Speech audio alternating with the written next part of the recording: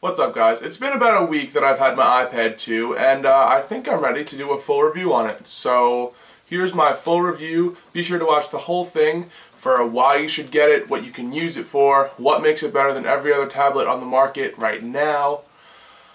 Alright, enjoy.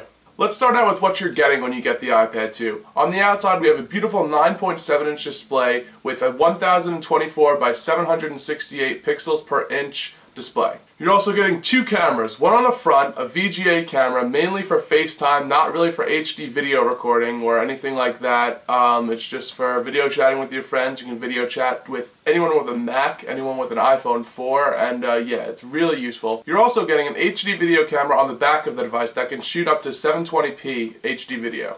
Now, this camera isn't going to replace any main video camera that you may use, but it's a very nice feature to have. The video quality is pretty good. We're going to have tests later on in this video on how good the cameras actually are. You're also getting a very nice built-in speaker that produces pretty good sound quality for videos that you may want to watch. Again, for the FaceTiming, you can hear the person you're FaceTiming with really well. It's a really nice speaker and definitely a nice addition to this device. Now let's talk about the internals of this device, where it really starts to get sexy and I might get a boner. Starting off with the 1 GHz dual processor A5 chip that Apple has designed specifically for this iPad. The device really utilizes the A5 chip with apps like Photo Booth, which you may know from all your Macs and MacBook Pros. It also is just very easy to navigate around. It's twice as fast as the original iPad with 9 times better graphics processing, so it's just really easy to navigate, go back and forth between apps, open new apps. It's very smooth. There's no lag. You'll notice in a lot of Android devices it's very slow. The reason for that is the iOS is very simple and there's not really too much to worry about.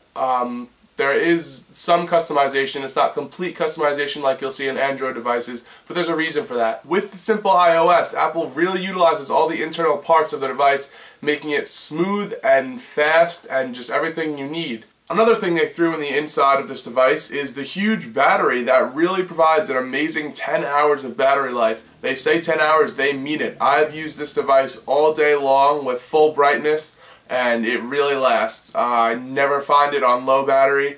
I just charge it at night and I wake up and it's good to go through the entire day. I'm watching movies all day, playing games on Facebook. It's really, really nice to have that big battery. And that about does it for the inside of the device. You got the A5 chip, the big battery. Yeah, that's it. Now that you know what the iPad 2 is and you know all the technical stuff about it, let's talk about how you can use it. The iPad 2 is a very light device. It's 1.3 pounds and it's just, you can't even tell that it's in your hand. It's like a book. It's a lot less weight and a lot easier to use than a laptop, so there's definitely some applications for this that you wouldn't normally apply for a laptop, and it's really convenient. One of the main things I like to use my iPad 2 for is gaming. There's a lot of the same games that you know from the iPod Touches and iPhones that are now available in HD on the iPad. So it's the same game, but it's a lot clearer. Everything's bigger. It's very easy to navigate through the games. They just look a lot better than on that small, tiny screen. Games like Angry Birds, Plants vs. Zombies, World of Goo, there's a bunch of different racing games. They all will keep you busy for as long as you need on long car rides and anywhere else. And also, with apps like Netflix and being able to store TV shows and movies in here, it's a great portable DVD player or entertainment system. Once again, its light design really enables you to take this anywhere and hold it in any position without getting tired. Watch any movie you want. It also serves as a web browser, and it's really nice for things like Facebook and YouTube with friendly interfaces that are really easy to navigate around, and it's just really easy with the touch screen to just click on all the different things you want to know, quickly get out of those things, open up new things, and it's just a really nice way to navigate around different things you want to do.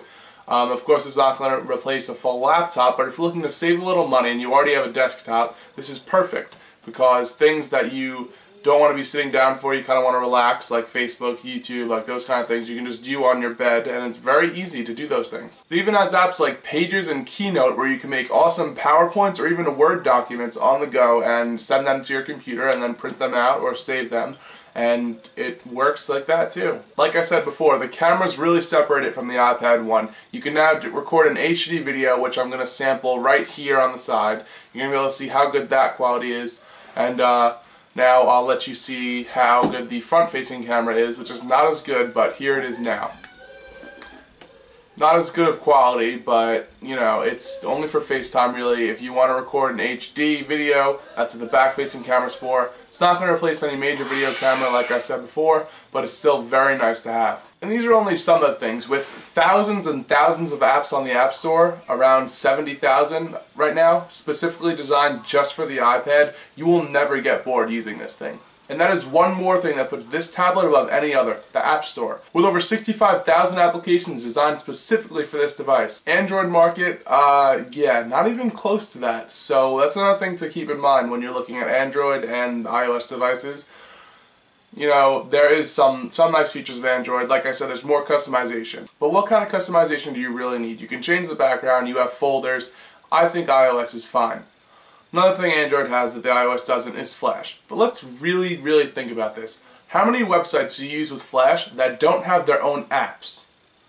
And if you're willing to pay the money, there's a web browser on the App Store that can even run Flash. But Flash is a real battery drainer, and that's another main reason that Apple does not like it on their products. But that is not a reason not to get this product. The iPad has two surfaces. On the back you have the aluminum, or if you want to be like the guy from all the Apple product commercials, aluminium. And the front, which is a very strong, nice glass finish. You're going to want to protect this glass finish, so Apple has designed smart covers. A cover that magnetically attaches right to the side of your device and folds right over the front and auto-aligns itself. One nice thing about these covers is that when you open it, it unlocks the iPad, no sliding needed, no sliding to unlock, and when you close it, it puts the iPad back to sleep. Another amazing feature of this smart cover is you can fold it up into two types of stands. One for watching movies or displaying something that you want to show everyone, and another one just for typing, puts it on a little bit of an incline. The smart covers come in 10 different colors, and my understanding of the whole thing was each of those 10 colors comes in a leather and a polyurethane model. But apparently that's not the case. There's 5 in leather and 5 in polyurethane. I have a red leather one, and I love the leather feel. It looks really nice. It's definitely a nice addition to an amazing product. It makes it look really professional. But I'm sure the polyurethane is just as good. The polyurethane is going to run you 40 bucks. Leather is going to be around 70. So is it worth it? You guys can decide. I don't know. The colors for the leather are more professional, like red, blue, like darker colors. The polyurethane are more, they pop. It's like pink, green, blue, like light blue. They look pretty nice though. And also on the inside of the smart covers, you're going to find a microfiber lining which actually cleans your device when you have it closed, which is pretty awesome because this thing is a fingerprint magnet and it's always going to have those fingerprints on it no matter what you do. So having that nice cleaning tool whenever you have it closed is really nice. The one thing about the smart cover that a lot of people don't like, and I don't really mind personally, is that it doesn't cover the back. But honestly, adding more material to cover the back wouldn't be a good idea because you're just going to make it more bulky. And I really doubt that anyone is going to dent or scratch up the aluminum back, or aluminium. Now there are 18 different models of iPads, and to get all these 18 different combinations, it's by mixing and matching all of the different types of features that they have. The first option you have is white or black. I chose the black for a few reasons. One, I think the black looks better. It's more professional. The white kind of looks girly. It's like childish. That's just my opinion, so don't like quote me on that. It's whatever you guys want. Another reason I got it was because everyone's getting the white because it's different. So in turn, that kind of makes it not different because everyone wants it. So I went with the black to be different. I know, it's weird. It makes sense in my head, but maybe it doesn't make sense in your head. Oh well, I got the black. And the last reason is because they had no more white when I went to pick mine up. The next customizable option you have is 3G plus Wi-Fi or just Wi-Fi. This is where a lot of people make mistakes, because if you have the iPhone 4, you can actually sign up for a tethering plan and you can turn your device into a mobile hotspot and give your iPad to Wi-Fi wherever you are. And that's going to run you an extra $20 per month on your monthly bill for your cell phone carrier. But you can choose a 3G model of the iPad 2 on either AT&T or Verizon. Now based on where you live, you can make that decision if you're going to get AT&T or Verizon. Where I live, AT&T is awesome. I get 3G service everywhere. It's fast. I love it. Maybe where you live it's something different. I'm not going to get into that right now. And the last option you have when choosing your iPad 2 is the data capacity, or in other words, the amount of gigs you have on your device. The smallest is 16, then you have 32, and then a 64. This really is another preference. It's all about what you're going to be using the device for. Me personally, I'm not going to be putting that much stuff on it. I'm not going to put music on it because I have my iPhone on me at all times, so that's my iPod. I'm not going to store movies and TV shows because I have Netflix. I'm going to have a lot of games, but honestly 16 gigs is a lot for games. Now if you're going to be storing documents, pictures, videos, if you're really going to be using this as your primary computer or a laptop, you're going to want to go with the 32 or the 64. If you don't have Netflix, if you're going to be buying movies, if you're going to be buying TV shows, if you're going to keep music on here, if you're going to get a lot of applications, then definitely go with the higher end models. Of course they're going to be more expensive, but that's what you need. So overall, I use my iPad 2 a lot. I think it is an amazing device. A lot of people think of it as a big iPod Touch, but it is much more than that. There are, like I said earlier, there are many apps specifically designed for the iPad, and even the built-in applications are a lot different and easier to navigate through, like YouTube, the mail application, the calendar. It's a lot different than a big iPod Touch. So you have to think about it like that. It's more like a computer. It's not going to be as good as a laptop.